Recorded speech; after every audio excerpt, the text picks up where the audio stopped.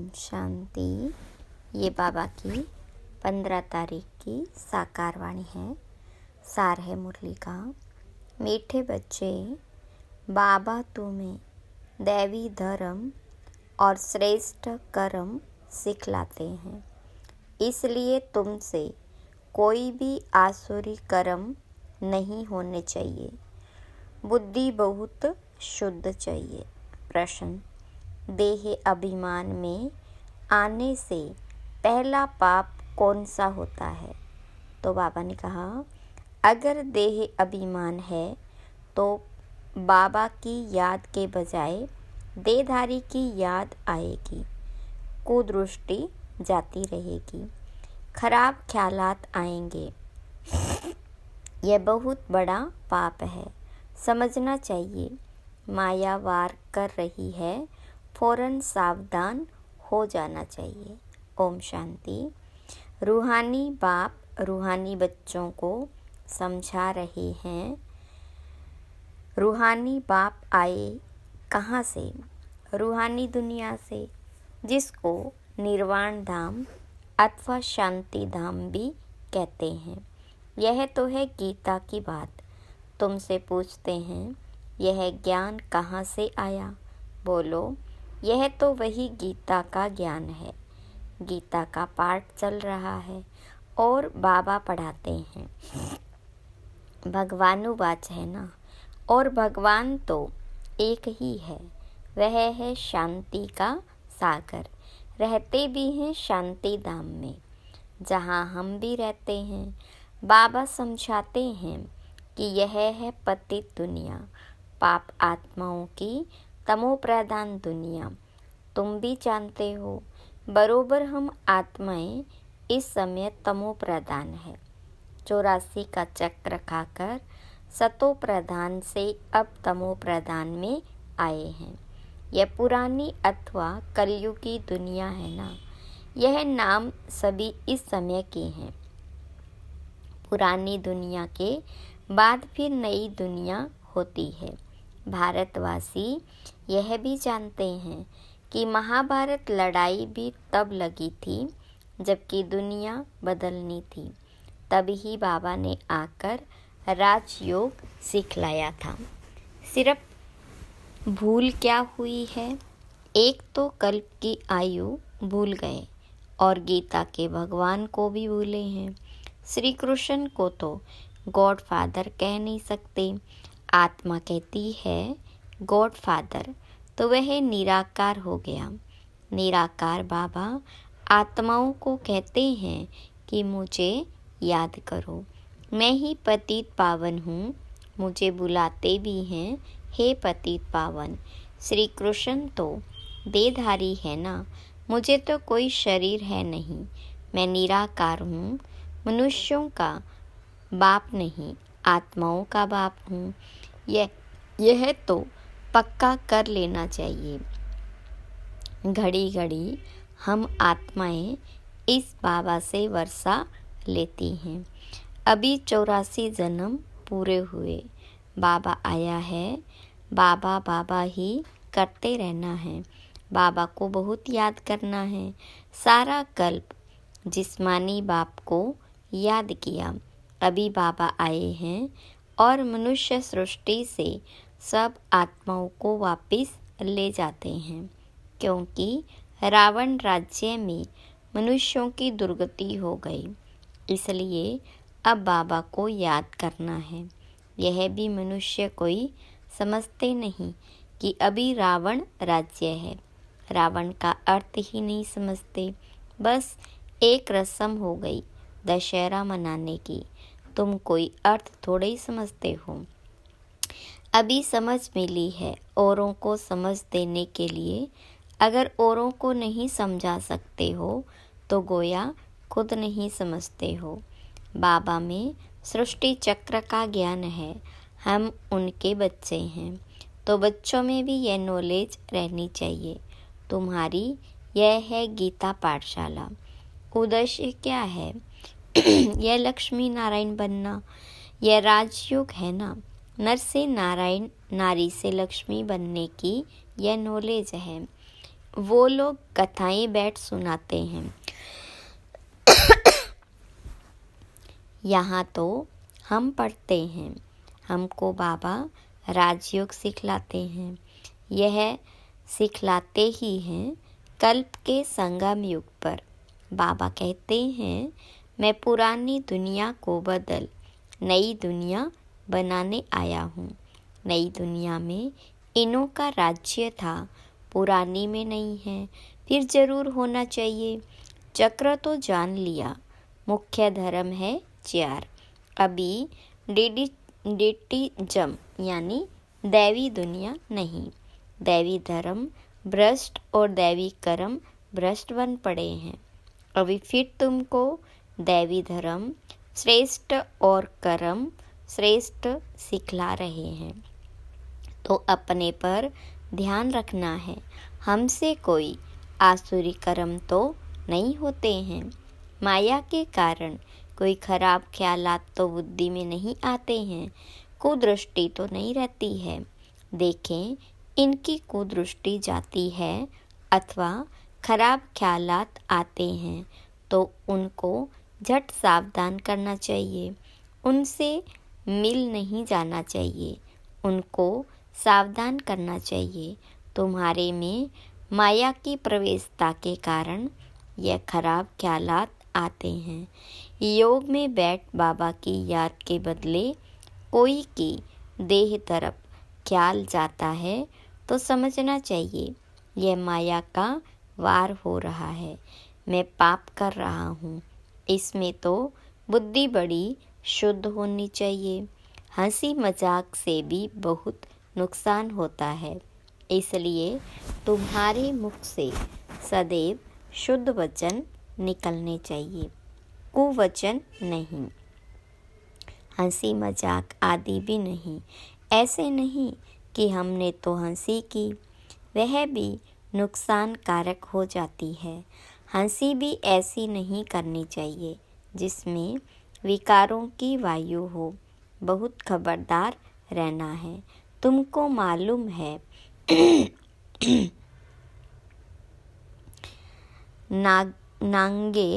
नंगे लोग हैं, उनके ख्याल विकारों की तरफ नहीं जाएंगे। रहते भी अलग हैं, परंतु कर्मेंद्रियों की चलाई मानी सिवाय योग के कभी निकलती नहीं है। काम शत्रु ऐसा है जो किसको भी देखेंगे योग में पूरा नहीं होंगे तो चलाई मानी जरूर होगी। अपनी परीक्षा लेनी होती है। बाबा की याद में ही रहो तो यह कोई भी प्रकार की बीमारी न रहे। योग में रहने से यह नहीं होता। सतयुग में तो कोई भी प्रकार का गंध नहीं होता है। वहाँ रावण की चंचलता ही नहीं तो चलाई मानी हो। वहाँ तो योगी लाइफ रहती है। यहाँ भी अवस्था बड़ी पक्की चाहिए। योग बल से ये सब बीमारियाँ बंद हो जाती है। इसमें बड़ी मेहनत है। राज्य लेना कोई मासी का घर नहीं, पुरुषार्थ तो करना है ना। ऐसे नहीं कि बस जो होगा भाग्य में सो मिलेगा, धारणा ही नहीं करते। गोया पाई पैसे के पद पाने लायक है। सब्जेक्ट तो बहुत होती है ना। कोई ड्राइविंग में, कोई खेल में मार्क्स ले लेते, वह है कॉमन सब्जेक्ट। वैसे ही यहाँ भी सब्जेक्ट है, कुछ न कुछ मिलेगा। बाकी बादशाही नहीं मिल सकेगी। वह तो सर्विस करेंगे तब बादशाही मिलेगी। उसके लिए बहुत मेहनत चाहिए। बहुतों की बुद्धि में बैठता ही नहीं है। जैसे कि खाना हजम ही नहीं होता। ऊंच पद पाने की हिम्मत नहीं, इसको भी बीमारी कहेंगे ना।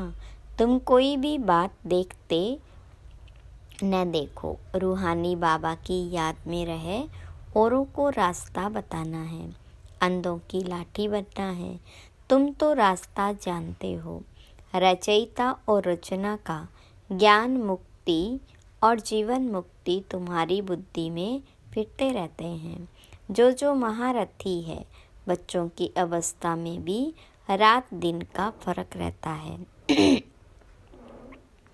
कहाँ बहुत धनवान बन जाते, कहाँ बिल्कुल गरीब। राजाई पद में तो फर्क है ना, बाकी हाँ वहाँ रावण न होने के कारण दुख नहीं होता। बाकी संपत्ति में तो फर्क है। संपत्ति से सुख होता है। जितना योग में रहेंगे उतनी हेल्थ बड़ी अच्छी होगी। मेहनत करनी है।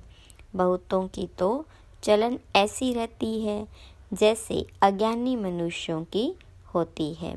वे किसका कल्याण कर नहीं सकेंगे। जब इम्तिहान होता है तो मालूम पड़ जाता कि कौन कितने मार्क्स से पास होंगे। फिर उस समय हाय हाय करनी पड़ेगी। बाप दादा दोनों ही कितना समझाते रहते हैं। बाबा आए ही हैं कल्याण करने। अपना भी कल्याण करना है तो दूसरों का भी करना है। बाबा को बुलाया भी है कि आकर हम पतितों को पावन होने का रास्ता बताओ। तो बाबा श्रीमत देते हैं, तुम अपने को आत्मा समझ, बेअभिमान छोड़ मुझे याद करो। कितनी सहज दवाई है। बोलो हम सिर्फ एक भगवान बाबा को मानते हैं। वह कहते मुझे बुलाते हो कि आकर पतितों को पावन बनाओ। तो मुझे आना पड़ता है। ब्रह्मा से तुमको कुछ भी मिलना नहीं, वह तो दादा है, बाबा भी नहीं। बाबा से तो वर्षा मिलता है, ब्रह्मा से थोड़ा ही वर्षा मिलता है। निराकार बाबा इन द्वारा एडॉप्ट कर हम आत्माओं को पढ़ाते हैं, इनको भी पढ़ाते हैं। ब्रह्मा से तो कुछ भी मिलने का नहीं है। वर्षा बाबा से ही मिलता है, इन द्वारा यानी शिव बाबा। देने वाला एक है, उनकी ही महिमा है। वही सर्व का सद्गति दाता है।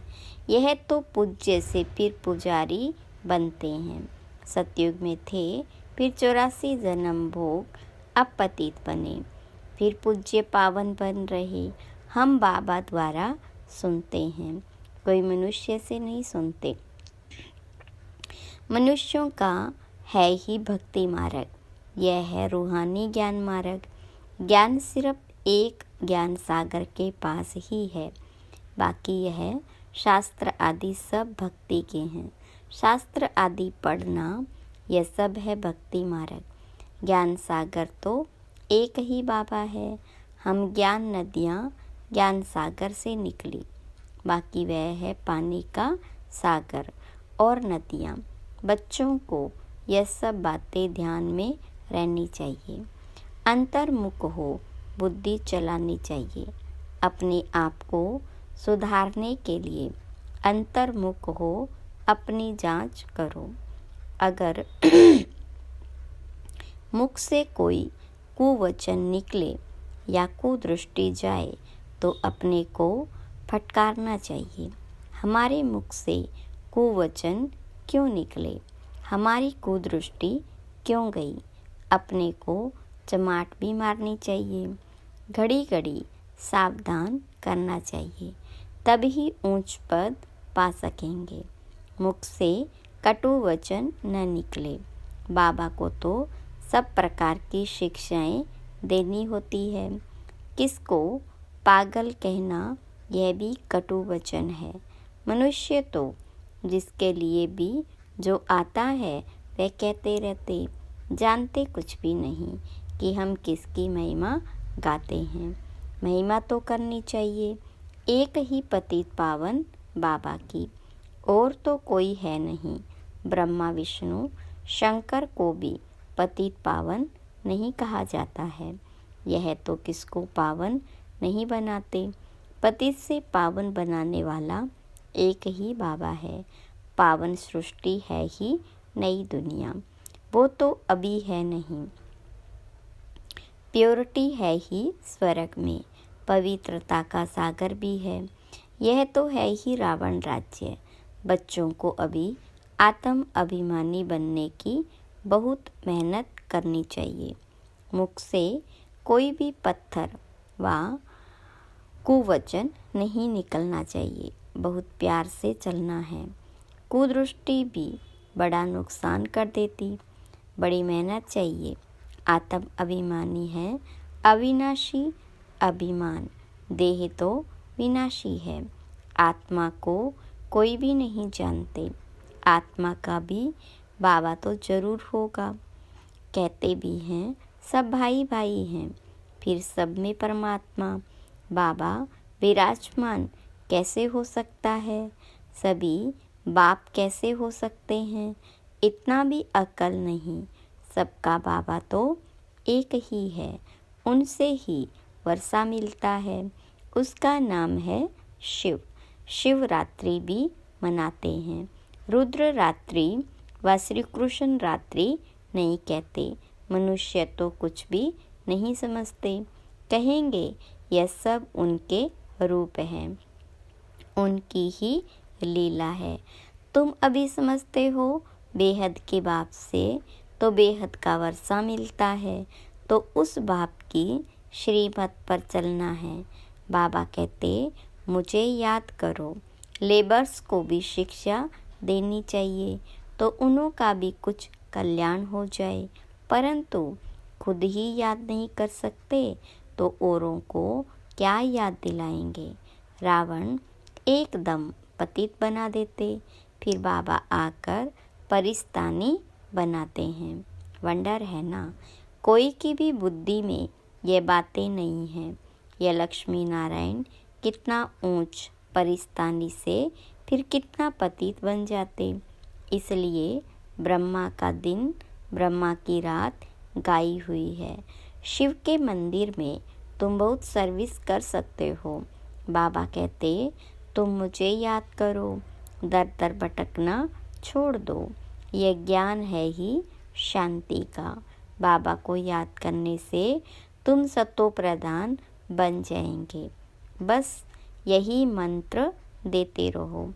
कोई से भी पैसा नहीं लेना चाहिए जब तक पक्का न हो जाए।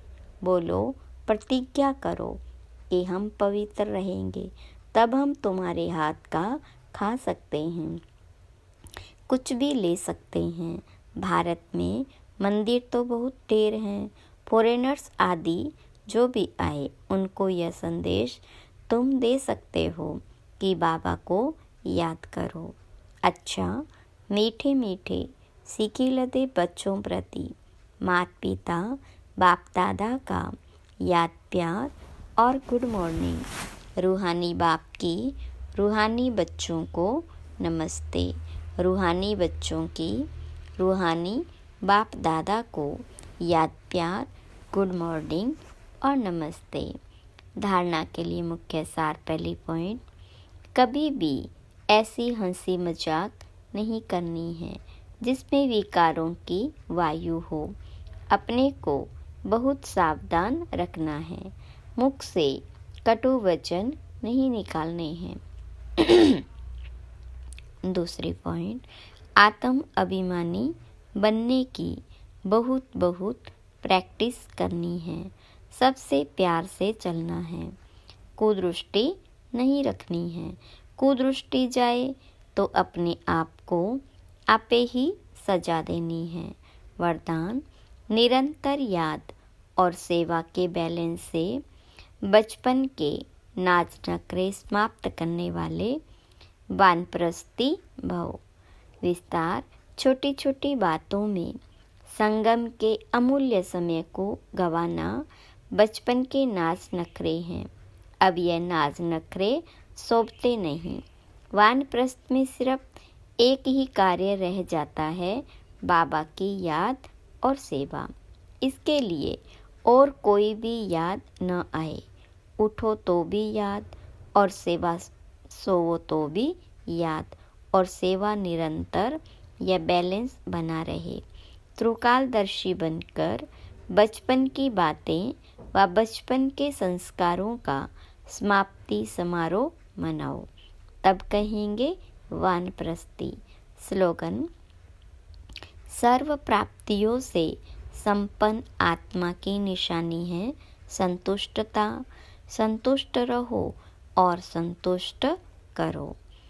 अव्यक्त इशारे, एकांत प्रिय बनो, एकता और एकाग्रता को अपनाओ।